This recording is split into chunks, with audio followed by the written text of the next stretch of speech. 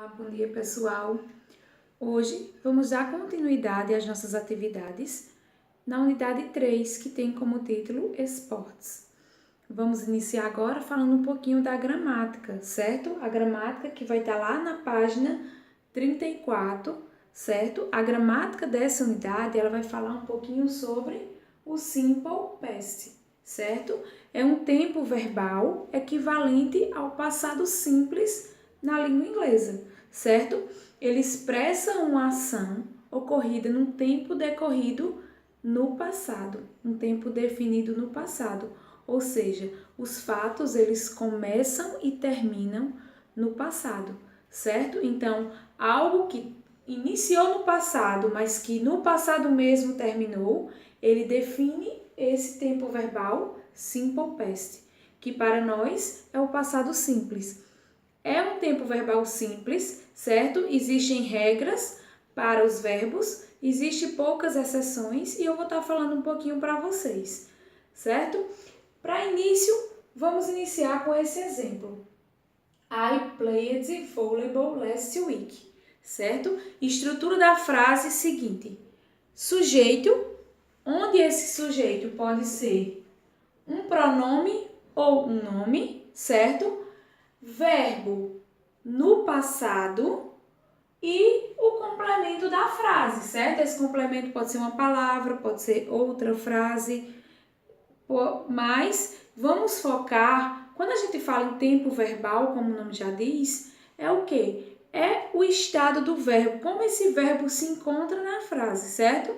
O simple past é simples. A regra geral para o simple past é eu acrescentar ed no final da palavra, ou seja, no final do verbo, certo? Então, quando vocês verem algum verbo com ed no final, vocês já vão saber que esse verbo ele está no simple past, certo? O passado dos verbos, existem os verbos regulares e os verbos irregulares. Nessa aula vamos aprender um pouco sobre os verbos regulares. Então a regra para verbos regulares é essa que eu falei agora, é a gente acrescentar ed no final do verbo, seja qual verbo for. Por exemplo, o verbo dance. O verbo dance, ele não já termina com e, então o que é que eu faço? Eu somente acrescento o d, ok?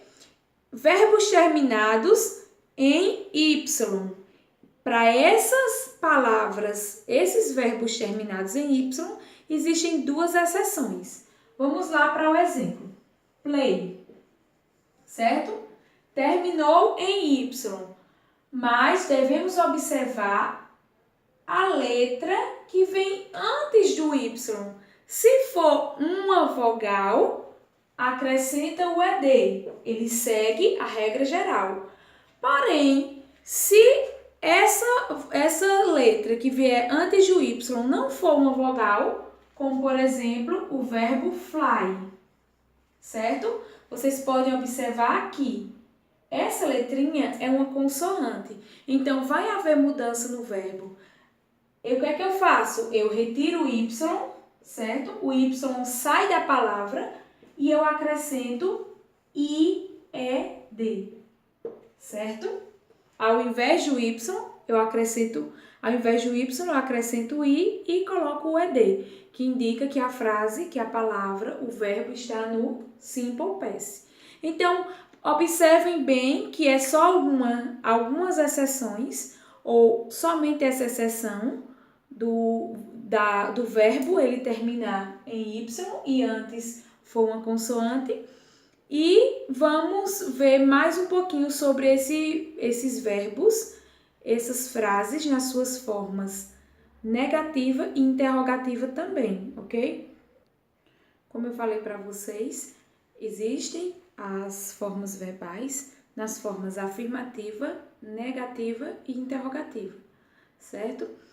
Nas formas negativa e interrogativa, nós vamos estar utilizando essa palavra aqui, did, que ela indica que a frase está no simple past, ok? Ela vai estar lá como auxiliar na frase.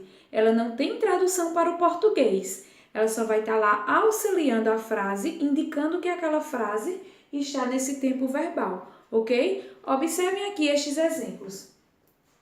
She danced with his friend.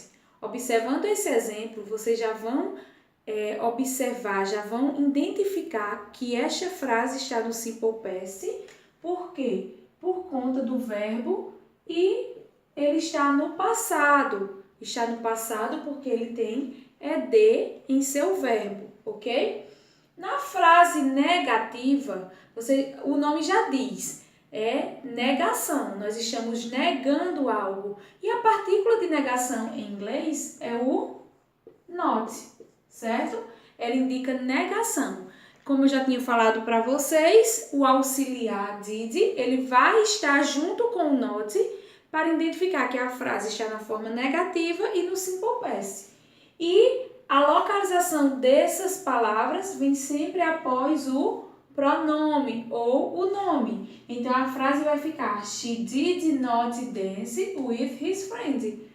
Observaram que o did mais o not, eles podem vir em forma abreviada, que é o didn't. Então, na maioria das frases, vocês vão encontrar didn't, ok? Não did not.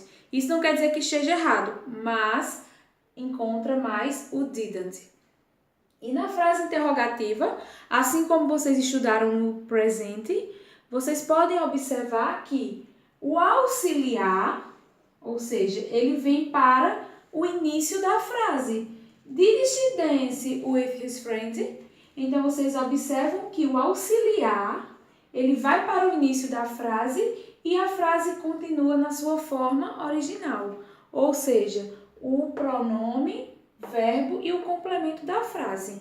Observaram outro fator importante nas frases negativa e interrogativa? Os verbos, eles voltam ao seu estado original, ou seja, eles não é acrescido de ED. Observem aqui, she did not dance e did she dance, não é danced. Por quê? Porque nós já utilizamos a partícula did para indicar que a frase está no passado, então não é necessário você colocar o ED. Não é correto você colocar o ED nas frases negativa e interrogativa, ok? Para a prática das atividades, vocês abram o livro na página 34, onde vai estar falando um pouquinho sobre o simple past ou past simple dos verbos regulares, certo? Como eu falei, verbos regulares acrescenta só o ED, ok? Na questão 1, vocês irão ler esses exemplos e sublinhar os verbos. Lembrando que did também é verbo, porém não tem tradução com relação à frase no passado, ok? Na questão 2, vocês irão responder as questões de acordo com as regras desse tempo verbal, certo? Na terceira questão, vocês irão sublinhar a opção que melhor completa a sentença, certo? Geralmente vem dois verbos em dois tipos verbais, no presente ou no passado. Vocês irão escolher um deles sublinhando. Na quarta questão, vocês irão completar a frase com o verbo que está em parêntese de acordo com a forma correta do verbo. Lembrando que todas essas frases, elas estão no passado. Então, frase no passado, o que sofre alteração é o verbo. Então, esses verbos vocês vão modificar de acordo com o que está em parênteses, ok? Então, essa é a nossa parte de gramática, a primeira parte de gramática dessa unidade. Vamos para a página 35, que fala um pouquinho do lesson. O lesson, ele traz para vocês essa imagem, certo? E de acordo com essa imagem, vocês vão escutar o áudio, que vai falar um pouquinho sobre extreme sports. São os esportes extremos, os esportes radicais. E nessa imagem e com o áudio, vocês vão escutar e responder a questão 2 e 3. Ou seja, na questão 2, vocês vão escutar o áudio que é um programa de rádio, e sublinhar o que o apresentador diz. Lá na frase tem duas opções. Vocês irão escolher somente uma opção quando ele trata de verbo, certo? Vocês vão escolher essas opções. Elas geralmente vêm separadas por barras e vocês irão escolher uma delas. E na terceira questão, vocês irão escutar mais uma vez o áudio que eu vou estar passando para vocês e vocês vão completar as sentenças de acordo com as palavras que estão no quadro, certo? Tem a letra A, B, C e D e tem as palavras que estão no quadro. Vocês vão completar essas sentenças de acordo com essas palavras, ok? E finalizando esta nossa aula, vocês vão ver o pronunciation na página 35, certo? Vocês vão escutar o áudio e caracterizar, ou seja, colocar as palavras que estão no quadro de acordo com o som delas, certo? Muitas palavras, elas têm um som, o finalzinho da palavra tem um som diferente uma das outras. Tem a mesma escrita, porém tem sons diferentes, certo? Vocês vão caracterizar essas palavras onde elas têm o som de D, onde elas têm o som de T e onde elas têm o som de ID. Vocês precisam escutar o áudio para classificar essas palavras, certo? Então, essa é a nossa proposta de atividade, ok? Qualquer dúvida, vocês podem estar mandando mensagem. Façam as atividades, mandem foto para mim. É importante essas atividades em dias, tanto para o aprendizado de vocês, como a geração das notas. Eu falei para vocês até em sala de aula que essas atividades elas vão contar como uma nota. Então, quem não tiver em dias não vai ter essa nota. Então, procura colocar as atividades em dias e qualquer dúvida com relação à atividade, manda mensagem que eu vou estar respondendo vocês, certo? Um cheiro e bom São João e bom final de semana!